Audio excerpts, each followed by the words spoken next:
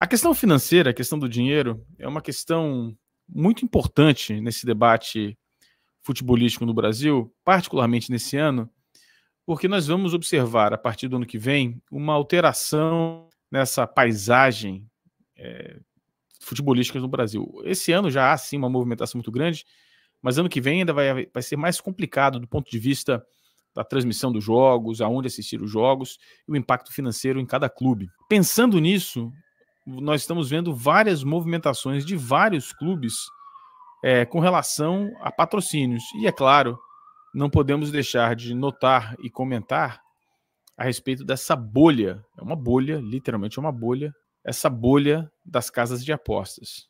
E você que está chegando agora, não se esqueça, deixe seu like, se inscreva no canal e marque o sininho de notificação. É muito importante para a gente. Faltam 9 dias, 8, 10 dias, aí, dependendo de qual parte do mundo que você esteja, para a gente tentar bater a nossa meta de 60 mil inscritos até o final de maio. Está muito difícil de batermos essa meta, apesar de faltar apenas 412 inscritos.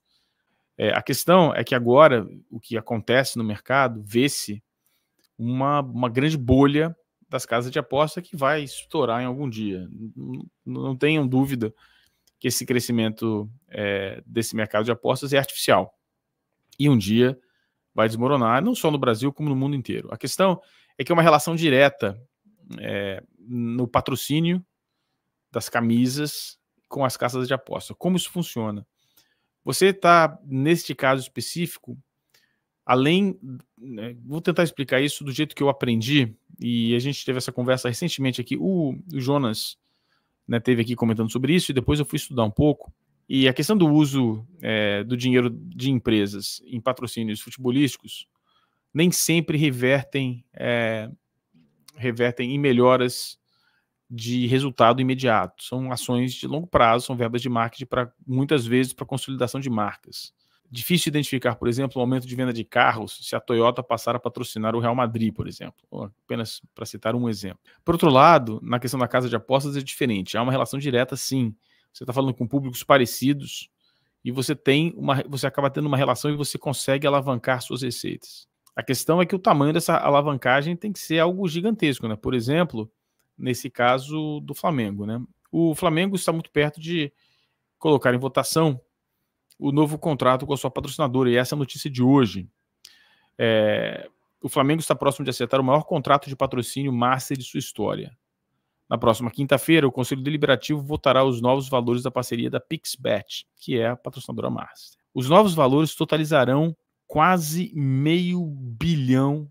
Estamos falando de 470 milhões de reais para um contrato de 4 anos. A questão específica de um contrato dessa magnitude é se tornar uma receita recorrente.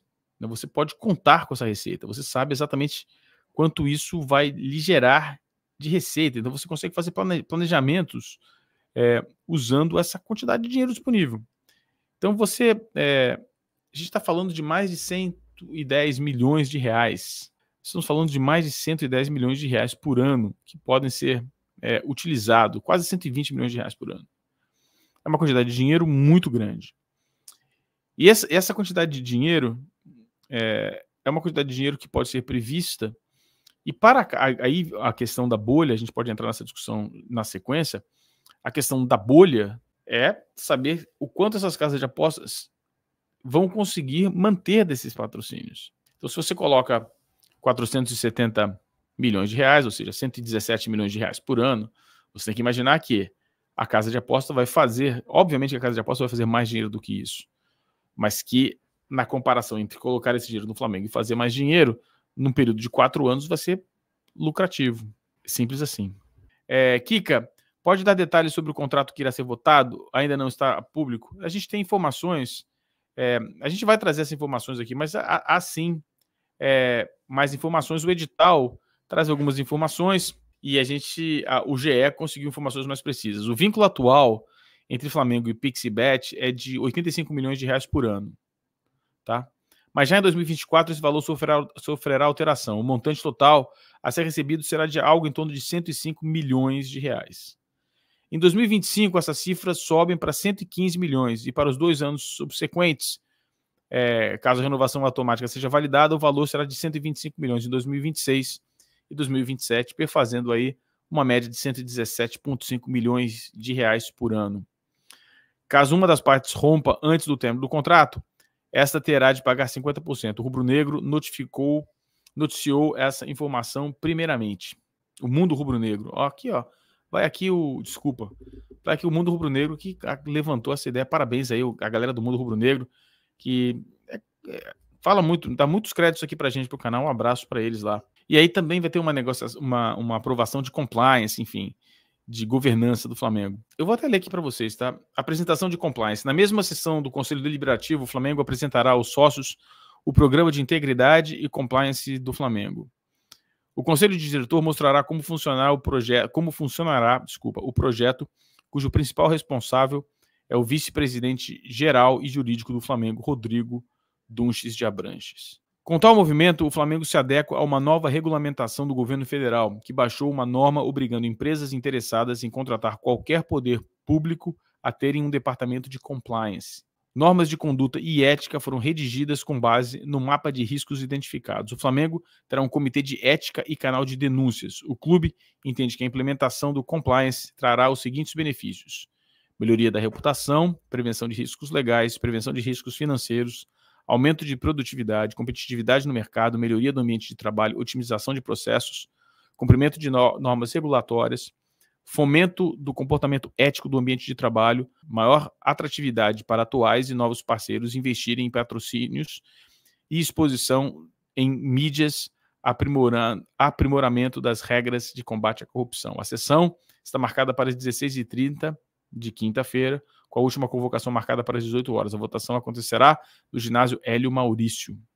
Está aqui a notícia completa com os detalhes, como você pediu aí, Leonardo. Que essa questão financeira do Flamengo, que é importante que a gente deixe claro, que esse impacto financeiro, a renovação desse patrocínio master é uma quantidade de dinheiro significativa, coloca o Flamengo novamente na liderança dos patrocínios masters, e aí eu novamente vou dar o crédito ao querido Jonas Lima, né? Eu perguntei para ele, vem cá, como é que fica esses valores comparados com o Corinthians?